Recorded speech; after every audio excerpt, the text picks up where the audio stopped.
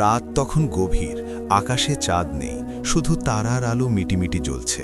মদিনার সরু গলিপথে নিস্তব্ধতা বিরাজ করছে। মসজিদের মিনার থেকে রাতের শেষ আজান শেষ হয়েছে বহুক্ষণ আগেই। মানুষজন ঘরে ফিরে গেছে, সন্তানেরা ঘুমিয়ে পড়েছে, বাবা মা ক্লান্ত দেহে বিশ্রাম নিচ্ছেন। কিন্তু ইসলামের ইতিহাসে এমন কিছু রাত আছে যে রাতগুলো শুধু নিদ্রার জন্য নয়, এই রাতগুলো পরীক্ষার রাত, এই রাতগুলো সিদ্ধান্তের রাত, এই রাতগুলো ইতিহাস রচনার রাত। আজ আমরা এমন একটি ঘটনার কথা বলবো যা ঘটেছিল ইসলামের স্বর্ণযুগে, যে ঘটনা প্রমাণ করে যে সত্যিকারের ঈমান কি, সত্যিকারের পরহেজগারি কি এবং আল্লাহর পথে চলার প্রকৃত অর্থ কি। একজন ইমাম, একজন অচেনা নারী, একটি রাত এবং একটি সিদ্ধান্ত যা আজও মানুষের হৃদয় কাঁপায়। তো আসুন সেই রাতের গহীনে ফিরে যাই সেই সময়ে যখন ইসলামের আলো সবে পৃথিবীর বুকে ছড়িয়ে পড়ছিল, যখন মানুষ আল্লাহর ভয়ে কাঁদত, নামাজে দাঁড়িয়ে ঘণ্টার পর ঘণ্টা কাটিয়ে দিত। ইসলামের ইতিহাসে স্বর্ণযুগ বলে একটি অধ্যায় আছে। হিজরি ২য় থেকে ৫ম শতাব্দী পর্যন্ত বিস্তৃত এই যুগে মুসলিম সভ্যতা জ্ঞান, বিজ্ঞান, শিল্প, সংস্কৃতি এবং আধ্যাত্মিকতায় পৃথিবীর শীর্ষে ছিল। বাগদাদ তখন পৃথিবীর সবচেয়ে বড় শহর। দামেস্কো থেকে কর্ডোবা পর্যন্ত মুসলিম সাম্রাজ্য বিস্তৃত। মসজিদগুলো শুধু নামাজের জায়গা নয়, জ্ঞান চর্চার কেন্দ্র। মাদ্রাসাগুলো থেকে বেরোচ্ছেন পণ্ডিত, বিজ্ঞানী, দার্শনিক। এই যুগে ইসলামের আলেমোলামারা শুধু কিতাব পড়তেন না, তারা জনগণের সাথে মিশতেন, তাদের সুখ দুঃখের ভাগিদার হতেন, রাত দিন আল্লাহর বান্দাদের সেবায় নিয়োজিত থাকতেন। এমনই এক পরিবেশে, এমনই এক যুগে একজন ইমাম বাস করতেন। তার নাম ছিল শায়েখ আবু সাঈদ আল খাইর। না, এই নামটি হয়তো আপনি আজ বইয়ে খুঁজে পাবেন না, কারণ তিনি তেমন ব্যক্তি ছিলেন না যারা নিজেদের নাম ইতিহাসে লেখাতে চান। তিনি ছিলেন নীরব পাহারাদার, আল্লাহর রাস্তার নিঃস্বার্থ কর্মী। তার মসজিদ ছিল শহরের এক প্রান্তে, ছোট্ট একটি মসজিদ, সাদামাটা, কিন্তু সেই মসজিদে যে আধ্যাত্মিক আলো ছিল তা পৌঁছে গিয়েছিল দূর দূরান্তে। মানুষ বলতো, শায়েখের মসজিদে একবার গেলে মনটা পরিষ্কার হয়ে যায়, যেন গোসল করে উঠলাম। এভাবেই চলছিল দিন। তারপর এলো সেই রাত। শায়েখ আবু সাঈদ তখন রাতের ইবাদতে ব্যস্ত। ঈশার নামাজের পর থেকেই তিনি মুসল্লায় বসে আছেন। সামনে কুরআন শরীফ, চারিদিকে নিস্তব্ধতা, মাঝে মাঝে দূর থেকে কুকুরের ডাক শোনা যাচ্ছে। রাত যখন এক প্রহর পার হয়ে গেল, তখন শায়েখ তাহাজ্জুদ পড়তে উঠলেন। অজু করলেন ধীরে ধীরে, প্রতীকী অঙ্গ ধোয়ার সময় দোয়া পড়লেন। তারপর নামাজে দাঁড়ালেন। আল্লাহর সামনে দাঁড়িয়ে তিনি ভুলে গেলেন পৃথিবীর সব কিছু। নামাজে এতটাই মগ্ন হয়ে গেলেন যে সময়ের হিসাব রইল না। ঠিক সেই মুহূর্তে টক টক টক, দরজায় কড়া নাড়ার শব্দ। শায়েখ চমকে উঠলেন না, কিন্তু মনে একটু প্রশ্ন জাগল, এই গভীর রাতে কে? আবার শব্দ হলো, টক টক টক। এবার শব্দটা একটু জোরালো এবং সাথে একটা গলা, নারী কণ্ঠ। ইয়া শায়েখ, ইয়া শায়েখ, আপনি কি আছেন? শায়েখ নামাজ শেষ করলেন, সালাম ফেরালেন, তারপর ধীরে ধীরে উঠলেন। মনের ভেতরে শয়তান ফিসফিস করল, এই গভীর রাতে নারী কণ্ঠ, দরজা খুলো না, কি দরকার, ঝামেলায় জড়িও না। কিন্তু ঈমানের আলো অন্যভাবে কথা বলল, হয়তো কেউ বিপদে আছে, হয়তো কারো সাহায্য দরকার, আল্লাহ পাঠিয়েছেন, যেও। শায়েখ দরজার কাছে গেলেন। দরজার কাছে গিয়ে শায়েখ বললেন, কে কে আছেন বাইরে? নারী কণ্ঠ আবার ভেসে এলো, এবার কণ্ঠস্বরে কান্নার সুর। ইয়া শায়েখ, আমি একজন অসহায় নারী, আমার কোনো আশ্রয় নেই, কোনো পরিচয় নেই এই শহরে, দয়া করে একটু সাহায্য করুন। শায়েখ একটু থামলেন। ইসলাম নারীদের ব্যাপারে অত্যন্ত সতর্ক থাকতে বলে, বিশেষত অচেনা নারীর সাথে একা দেখা করা শরীয়তে নিষিদ্ধ, এটা ফিতনার পথ। কিন্তু একই সাথে ইসলাম বলে মজলুমের সাহায্য করা ফরজ, বিপদগ্রস্ত মানুষকে ফিরিয়ে দেওয়া কবিরা গুনাহ। শায়েখ একটি সিদ্ধান্ত নিলেন। তিনি দরজা সম্পূর্ণ খুললেন না, একটু ফাঁক করে বললেন, বোন, আপনার কি হয়েছে বলুন। অন্ধকারের ভেতর থেকে একটা নারী মুখ তুলল, চোখে পানি, কাপড় চোপড় ছেঁড়া, মুখে ক্লান্তি আর ভয়ের ছাপ। সে বলল, শায়েখ, আমি পথ হারিয়ে ফেলেছি, আমার স্বামী মারা গেছেন ৩ মাস আগে, শ্বশুরবাড়ি থেকে বের করে দেওয়া হয়েছে আমাকে, এই শহরে আমার কেউ নেই, রাতভর হেঁটে এসেছি, আপনার মসজিদের নাম শুনেছিলাম তাই এসেছি, শুধু একটু আশ্রয় চাই আজ রাতের জন্য। শায়েখ মনে মনে আল্লাহর কাছে দোয়া করলেন, ইয়া আল্লাহ, সঠিক পথ দেখাও। তারপর বললেন, বোন, আপনার ঘরে আসা আপনার জন্য উচিত হবে না। আমি একা আছি, কিন্তু আপনি এখানেই থাকুন, আমি ব্যবস্থা করছি। তারপর শায়েখ ফিরে গেলেন ভেতরে, এবং যা করলেন তা দেখে যারা পরে জানতে পেরেছিলেন তারা সকলে অবাক হয়ে গিয়েছিলেন। শায়েখ ঘরে ঢুকেই তার বৃদ্ধা মাকে জাগালেন। আম্মা তখন ঘুমাচ্ছিলেন। আম্মা, উঠুন। মা চমকে উঠলেন। কি হয়েছে বাবা, কোনো বিপদ? না আম্মা, কিন্তু আল্লাহর একটি বান্দী বিপদে আছেন। দরজায় একজন বিধবা নারী এসেছেন, আশ্রয় চাইছেন। মা শুনলেন, তারপর বললেন, নিয়ে এসো, আমি আছি। শায়েখ আবার দরজার কাছে গেলেন। সেই নারীকে ডেকে বললেন, বোন, আমার মা আপনাকে আজ রাতে আশ্রয় দেবেন, ভেতরে আসুন। নারী কাঁদতে কাঁদতে ভেতরে এলেন। মা তাকে নিজের ঘরে নিয়ে গেলেন, খাওয়া দাওয়ার ব্যবস্থা করলেন, ঘুমানোর জায়গা করে দিলেন। কিন্তু শায়েখ এখানেই থেমে রইলেন না। পরদিন সকালে ফজরের নামাজের পর শায়েখ তার মুসল্লিদের ডেকে বললেন, ভাই সব, আমাদের মাঝে একজন মা এসেছেন। তিনি বিধবা, নিঃসঙ্গ, তার পাশে দাঁড়ানো আমাদের কর্তব্য। মসজিদের মানুষজন একসাথে সিদ্ধান্ত নিলেন। সেই নারীর জন্য একটি ঘরের ব্যবস্থা হলো, মাসিক ভাতার ব্যবস্থা হলো, এবং তার সন্তানের, হ্যাঁ, তখন জানা গেল সেই নারী গর্ভবতী, তার ভবিষ্যতের দেখাশোনার ব্যবস্থা হলো। সুবহান আল্লাহ! একটি কড়া নাড়া, একটি সিদ্ধান্ত, একটি জীবন বদলে গেল। এই হলো ইসলামের সেবা, এই হলো নবীজির সুন্নাহ, এই হলো আল্লাহর পথের আসল রূপ। এই ঘটনাটি শুধু একটি গল্প নয়, এটি ইসলামের একটি মৌলিক শিক্ষার প্রতিফলন। আল্লাহ তাআলা পবিত্র কোরআনে বলেছেন, এবং তোমরা আল্লাহর ইবাদাত করো এবং তার সাথে কাউকে শরিক করো না, আর মাতাপিতার সাথে সদ্ব্যবহার করো, আত্মীয় স্বজনের সাথে, ইয়াতিমদের সাথে, মিসকিনদের সাথে, প্রতিবেশীদের সাথে, যারা কাছের, যারা দূরের, সঙ্গী সাথীদের সাথে, মুসাফিরদের সাথে, এবং তোমাদের অধিকারভুক্তদের সাথে।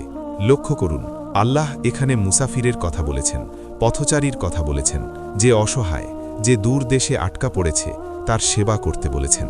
আর নবীজি সাল্লাল্লাহু আলাইহি ওয়াসাল্লাম বলেছেন, বিধবা ও মিসকিনদের জন্য যে কষ্ট করে সে আল্লাহর পথে জিহাদকারীর মতো, অথবা সেই ব্যক্তির মতো যে সারা রাত নামাজ পড়ে এবং সারাদিন রোজা রাখে। সুবহান আল্লাহ! বিধবার সাহায্য করা জিহাদ। ইসলাম নারীকে সম্মান দিয়েছে সেই দিন থেকে, যেদিন থেকে জাহেলিয়ার আরবরা মেয়ে শিশুকে জীবন্ত কবর দিত। নবীজি বলেছিলেন, যে ব্যক্তির 3টি কন্যা আছে, সে তাদের প্রতিপালন করল, শিক্ষা দিল এবং বিবাহ দিল, সে জান্নাতে যাবে। ইসলাম নারীকে সম্পদের অধিকার দিয়েছে, উত্তরাধিকারের অধিকার দিয়েছে, শিক্ষার অধিকার দিয়েছে, এমন এক সময় যখন ইউরোপে নারীকে মানুষ বলে গণ্যই করা হতো না। এই ইতিহাস আমাদের মনে রাখতে হবে। এই গল্পটি আমাদের মনে করিয়ে দেয় ইসলামের মহান ইমামদের কথা, যারা শুধু মসজিদে বসে ফতোয়া দেননি, বরং মানুষের দোরগোড়ায় গিয়ে সেবা করেছেন। প্রথমেই আসি ইমাম আবু হানিফার কথায়। নুমান ইবনে সাবিত ইমাম আবু হানিফা নামে পরিচিত। জন্ম 699 খ্রিস্টাব্দে কুফায়। তিনি ছিলেন ব্যবসায়ী পরিবারের সন্তান, কিন্তু জ্ঞানের প্রতি তার টান ছিল অসাধারণ। ইমাম শাবির সাথে দেখা হওয়ার পর তার জীবন পাল্টে যায়। ইমাম আবু হানিফার একটি বিখ্যাত ঘটনা আছে। একবার তিনি রাস্তা দিয়ে যাচ্ছিলেন, দেখলেন একটি বৃদ্ধা মহিলা বাজারে একটি পাত্র নিয়ে বসে আছেন, দুধ, কিন্তু কেউ কিনছে না।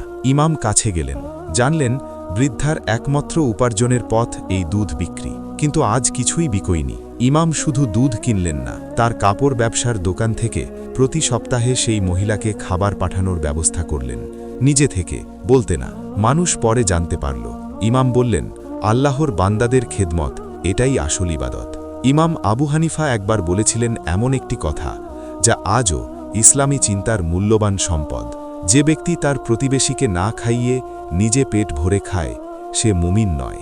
এই ছিলেন ইমাম আবু হানিফা, হানাফি মাযহাবের প্রতিষ্ঠাতা, যার জ্ঞান ও মানবতা আজও পৃথিবীর কোটি কোটি মুসলমানকে পথ দেখায়। ইমাম মালিক ইবনে আনাস, মালিকি মাযহাবের প্রতিষ্ঠাতা, মদিনার আলোয় বেড়ে ওঠা এক মহান আলেম। জন্ম 711 খ্রিস্টাব্দে মদিনা মুনাওয়ারায়। ইমাম মালিক ছিলেন এমন একজন মানুষ, যিনি রাসূলুল্লাহ সাল্লাল্লাহু আলাইহি ওয়াসাল্লামের শহরকে সম্মান করতেন প্রতিটি শ্বাসে। তিনি কখনো মদিনায় জুতো পরে হাঁটতেন না, বলতেন, যে মাটিতে নবীজির পায়ের ছাপ আছে, সেই মাটিতে জুতো পরে হাঁটতে লজ্জা লাগে। ইমাম মালিকের জীবনে একটি বিখ্যাত ঘটনা আছে। আব্বাসী খলিফা মানসুর তাকে তার ফিকহ গ্রন্থ আল মুয়াত্তা রাষ্ট্রীয় আইনের ভিত্তি শান্তি করা হবে। ইমাম মালিক রাজি হলেন না, বললেন, আমির, নবীজির সাহাবীরা পৃথিবীর নানা প্রান্তে ছড়িয়ে গেছেন। তারা প্রত্যেকে ভিন্ন ভিন্ন জ্ঞান নিয়ে গেছেন।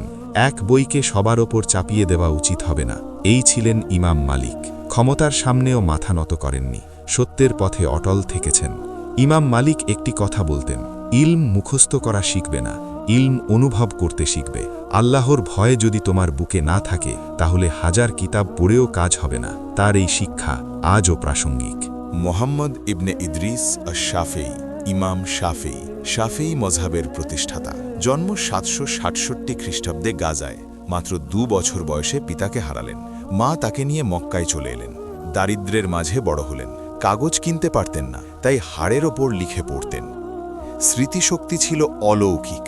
মাত্র 7 বছর বয়সে পুরো কুরআন মুখস্থ করলেন। ইমাম শাফেঈর জীবনে একটি ঘটনা আছে যা অনেক কম মানুষ জানে। একবার তিনি মিশরে পথ চলছিলেন, দেখলেন রাস্তার পাশে একটি বৃদ্ধ কাঁদছেন। কাছে গেলেন, দাদা কাঁদছেন কেন? বৃদ্ধ বললেন, ছেলেটা মরে গেছে, ধার দেনা আছে, কবর খুঁড়তেও পারছি না। ইমাম শাফেঈ নিজের গায়ের চাদর খুলে দিলেন, পকেটে যা কিছু ছিল সব দিলেন। তারপর নিজেই কবর খোঁড়ার কাজে হাত লাগালেন। পরে তার শিষ্যরা জিজ্ঞেস করলেন, ইমাম সাহেব এত বড় আলেম হয়ে কবর খুঁড়লেন? ইমাম শাফেঈ বললেন, যে কাজ করলে আল্লাহ খুশি হন সে কাজে লজ্জা কিসের? এই ছিলেন ইমাম শাফেঈ। তার একটি বিখ্যাত কবিতার মর্মার্থ, দিন রক্ষা করতে গিয়ে যদি দেশ ছাড়তে হয় তো দেশ ছাড়ো, দিন রক্ষা করো, কারণ মানুষ তার নিজের মাতৃভূমি নয়, তার কর্মই তার আসল পরিচয়। সুবহানাল্লাহ। আহমেদ ইবনে মুহাম্মদ ইবনে হাম্বল আশ-শাইবানী, ইমাম আহমেদ ইবনে হাম্বল, হাম্বলি মাযহাবের প্রতিষ্ঠাতা। জন্ম 780 খ্রিস্টাব্দে বাগদাদে। ইমাম আহমেদের জীবন যেন এক অগ্নি পরীক্ষার ইতিহাস। মুতাজিলা মতবাদ যখন আব্বাসি খেলাফতে রাষ্ট্রীয় আইডিওলজি হয়ে গেল, তখন সরকারি ঘোষণা হল, কুরআন সৃষ্ট, যারা এটা মানবে না তাদের শাস্তি হবে। সমস্ত আলেম মাথা নওয়ালেন ভয়ে, কিন্তু ইমাম আহমেদ মাথা নওয়াননি। তাকে জেলে পাঠানো হলো, বেত্রাঘাত করা হলো, অমানবিক নির্যাতন করা হলো। কিন্তু ইমাম আহমেদ বললেন, কুরআন আল্লাহর কালাম, আল্লাহর কালাম সৃষ্ট নয়। এই সত্য আমি স্বীকার করব না যতক্ষণ না আমার শেষ নিঃশ্বাস চলে যায়। নির্যাতনের পরও তিনি অটল রইলেন। পরে যখন মুতাওয়াক্কিল খলিফা হলেন এবং মুতাজিলা মতবাদ পরিত্যক্ত হল, তখন ইমাম আহমেদকে মুক্তি দেওয়া হলো। খলিফা তাকে পুরস্কৃত করতে চাইলেন। ইমাম আহমেদ বললেন, আমার কোনো পুরস্কার দরকার নেই, আমি এই কাজ আল্লাহর জন্য করেছি, মানুষের জন্য নয়। এই ছিলেন ইমাম আহমেদ ইবনে হাম্বল। বিপদে অটল, সত্যে অবিচল। মানুষের প্রশংসা নয়, আল্লাহর সন্তুষ্টি তার লক্ষ্য। আমাদের শায়েখ আবু সাইদের গল্পে ফিরে আসি। তিনি সেই অচেনা নারীকে আশ্রয় দিয়ে আসলে ইসলামের একটি প্রাচীন ঐতিহ্য অনুসরণ করেছিলেন, মেহমানদারিতার ঐতিহ্য। আরবে জাহিলিয়ার যুগেও মেহমানদারিতা ছিল সর্বোচ্চ সম্মানের বিষয়, কিন্তু ইসলাম এই ঐতিহ্যকে একটি আধ্যাত্মিক মাত্রা দিল। নবীজি সাল্লাল্লাহু আলাইহি ওয়াসাল্লাম বলেছেন, যে ব্যক্তি আল্লাহ এবং আখেরাতে ঈমান রাখে সে যেন তার মেহমানকে সম্মান করে। ইসলামের ইতিহাসে মেহমানদারিতার অসংখ্য চমৎকার উদাহরণ আছে। হজরত ইব্রাহিম আলাইহিস সালামের কথাই দেখুন, কুরআনে তার কথা এসছে, তিনি মেহমান না আসা পর্যন্ত খেতেন না, মেহমান এলে নিজে হাতে রান্না করতেন। হজরত লূত আলাইহিস সালামের ঘটনায় দেখুন, তিনি মেহমানদের জন্য কি বিপদ সহ্য করেছিলেন। মদিনায় আনসারদের কথা দেখুন, মুহাজিররা যখন মক্কা থেকে হিজরত করে আসলেন, আনসাররা তাদের নিজের ঘরে জায়গা দিলেন, নিজের সম্পদ ভাগ করে দিলেন। হজরত সাদ ইবনে রাবি একবার মুহাজির হজরত আব্দুর রহমান ইবনে আউফকে বললেন, ভাই, আমার 2টি বাগান আছে, একটি তুমি নাও, আমার 2 স্ত্রী আছে, একটিকে তালাক দিচ্ছি, ইদ্দত শেষ হলে তুমি বিয়ে করো। এই ছিল ইসলামের মেহমানদারিতা। আজকের দিনে আমরা কোথায় দাঁড়িয়ে আছি? সেই রাতে যে নারী শায়েখের দরজায় কড়া নেড়েছিলেন, তিনি ছিলেন বিধবা। ইসলাম বিধবাদের ব্যাপারে অত্যন্ত সচেতন। কুরআনে বলা হয়েছে, যারা তোমাদের মধ্যে মৃত্যুবরণ করে এবং স্ত্রী রেখে যায়, তারা যেন তাদের স্ত্রীদের জন্য 1 বছরের ভরণ পোষণের ওসিয়ত করে এবং তাদেরকে বের না করার নির্দেশ দেয়। সূরা আল বাকারা 240। ইসলামে বিধবার 5টি মূল অধিকার। প্রথম, সম্পত্তির অধিকার, স্বামীর সম্পত্তিতে নির্দিষ্ট অংশ পাবেন। দ্বিতীয়, পুনর্বিবাহের অধিকার, ইদ্দত শেষে নিজের ইচ্ছায় বিবাহ করতে পারবেন। তৃতীয়, সন্তানের লালন পালনের অধিকার, নির্দিষ্ট বয়স পর্যন্ত সন্তানের মাই কাস্টাডি পাবেন। চতুর্থ, সমাজে মর্যাদার অধিকার, বিধবাকে অসম্মান করা হারাম। পঞ্চম, নিরাপত্তার অধিকার। মুসলিম সমাজ তার নিরাপত্তার দায়িত্ব নেবে। নাবিজি নিজে কয়েকজন বিধবাকে বিয়ে করেছিলেন। হজরত খাদিজা রাদিয়াল্লাহু আনহা ছিলেন বিধবা। হজরত সাউদা, হজরত জাইলাব বিনতে খুজাইমা সকলেই ছিলেন বিধবা। এটা নাবিজির সুন্নাহ। বিধবাদের সম্মান ও সুরক্ষা দেওয়া সুন্নাহ। আজ মুসলিম সমাজে বিধবাদের অবস্থা কেমন? সেই প্রশ্নটি আমাদের নিজেদের কাছেই করা দরকার। এই ছিল আজকের গল্পের শিক্ষা। এই ছিল আমাদের স্বর্ণযুগের সত্য। পর্ব 2-এ আমরা আবার ফিরে আসব ইতিহাসের সেই অমর অধ্যায়ে, যেখানে ঈমান, মানবতা আর আল্লাহর রহমত একসাথে আলো হয়ে ওঠে।